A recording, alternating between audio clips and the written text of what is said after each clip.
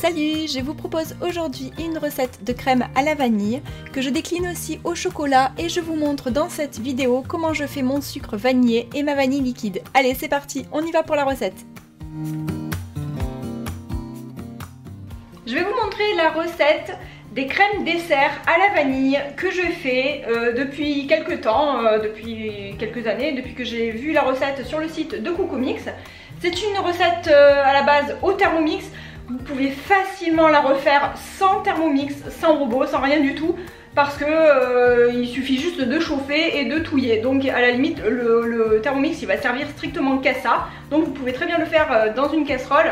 Moi avant, enfin pas avant, mais je l'ai déjà faite lorsque j'avais pas le Thermomix à disposition, lorsque j'étais pas chez moi. Donc je l'ai déjà faite à la main et il n'y a aucun souci.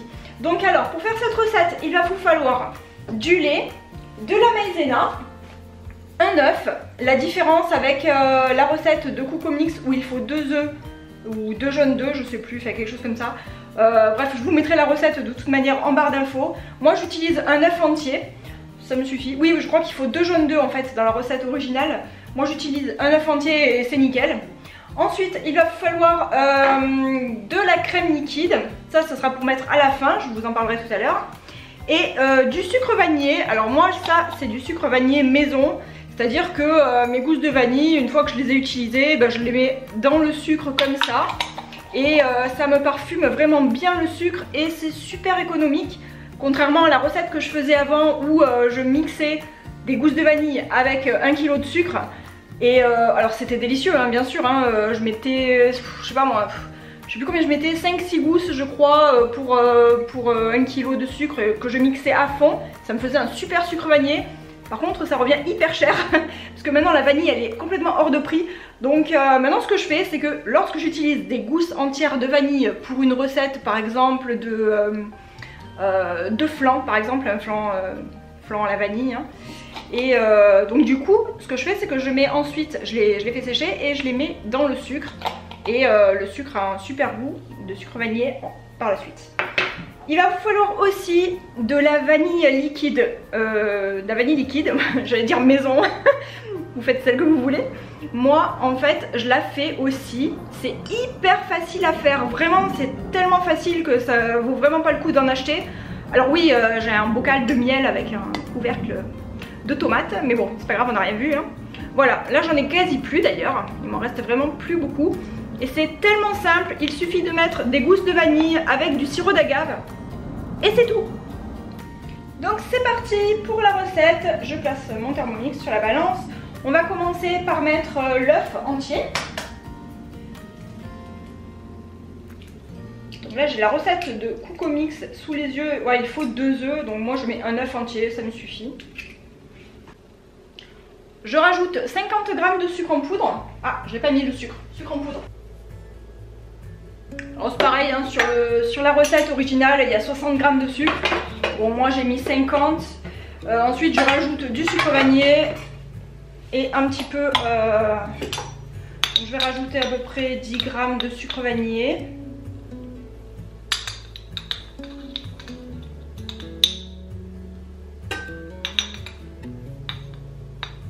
Et je vais rajouter l'équivalent d'une cuillère à café de vanille liquide. Alors, cuillère à café, moi je prends ma cuillère à soupe, mais bon, voilà, je mets ça à peu près. Peut-être mettre un petit peu plus même. Voilà. Je vais rajouter 20 g de maïzena. Dans la recette originale, c'est 25 g. Alors, j'avais testé 25 g et moi, pour moi, 20 g, ça va mieux. Sinon, c'est un petit peu trop épais à mon goût. Je vais rajouter maintenant 500 g de lait demi-écrémé. Alors je n'ai pas testé avec du lait végétal, je n'ai pas testé avec du lait écrémé non plus. J'ai déjà testé au lait entier, donc au lait entier bien évidemment ça fonctionne nickel. Donc je ne sais pas d'avance si jamais vous avez déjà testé au lait végétal, ou je pense qu'au lait végétal ça doit être pas mal aussi. Je pense que ça doit le faire. Vu qu'après c'est épaissi par la maïzena, donc bon, Si jamais vous testez, n'hésitez pas à me le dire. Voilà, donc là maintenant j'ai terminé. La crème fraîche, enfin la crème liquide, normalement il faut de la crème fraîche. Bon, moi j'en ai quasi jamais dans mon frigo. J'ai toujours de la crème liquide par contre, donc ça je les mettrai après.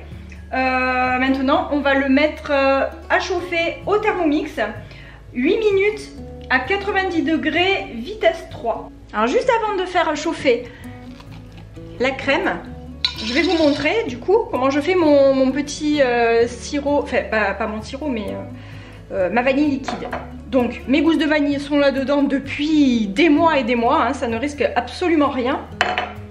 C'est conservé avec le sucre. Et je prends du sirop d'agave bio hein, en général. Et ensuite, il suffit juste, voilà. Et là, j'ai ma vanille liquide qui sera prête. Elle va macérer pendant quelques semaines là-dedans, même quelques mois. Et plus elle macère, et meilleure elle est. Donc j'ai dit 8 minutes à 90.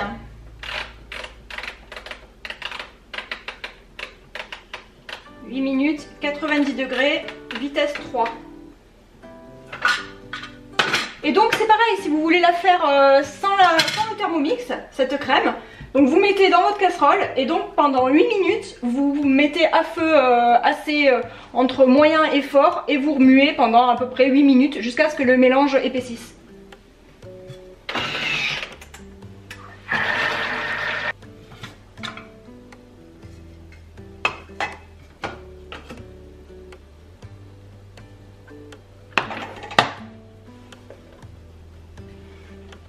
Voilà ce que ça donne. Maintenant on va rajouter 20 g de crème fraîche. À peu près, hein, moi je fais toujours au pif. Et on va mixer 10 secondes à vitesse 4. Voilà, à peu près.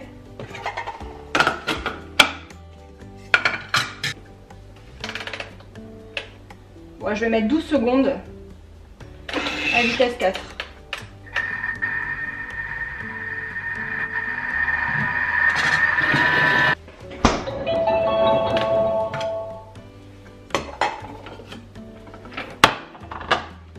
Et voilà, maintenant la crème elle est terminée. Je vais la mettre dans des pots.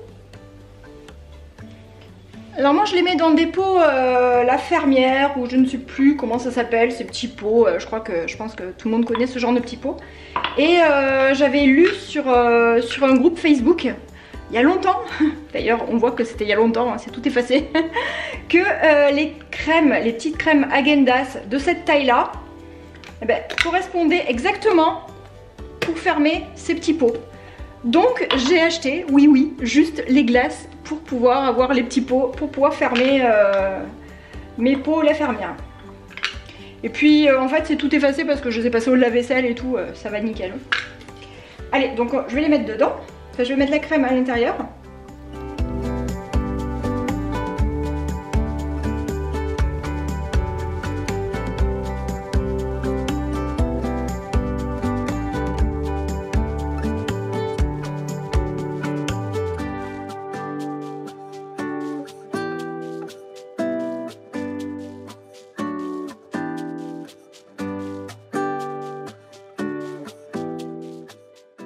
Voilà, maintenant ce que je vais faire, c'est que je vais les laisser refroidir un petit peu. Et quand ils seront froids, je vais pouvoir mettre les couvercles et les mettre au frigo.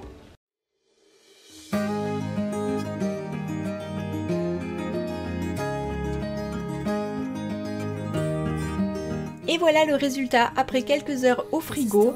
En général, je fais ma recette le matin assez tôt et comme ça, on peut manger une crème dessert à midi. Je vous conseille d'attendre quand même 3 ou 4 heures pour que la crème soit bonne pour être dégustée.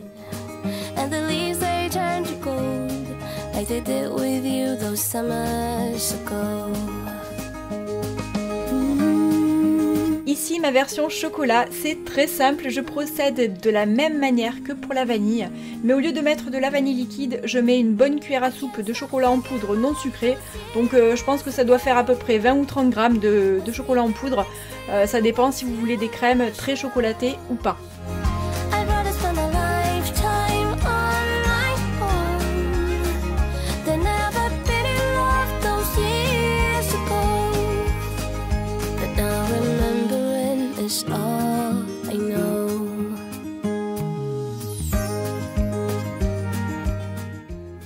d'avoir regardé cette recette, j'espère que ça vous a plu et que ça vous a donné envie de faire vos propres crèmes dessert. Merci beaucoup aux personnes qui mettent un pouce bleu et qui s'abonnent, ça fait vraiment super plaisir. Merci aussi pour tous vos commentaires, je vous fais des gros bisous et je vous dis à bientôt pour une prochaine vidéo. Bye! On the roads we used to walk, but the rivers walked along with us.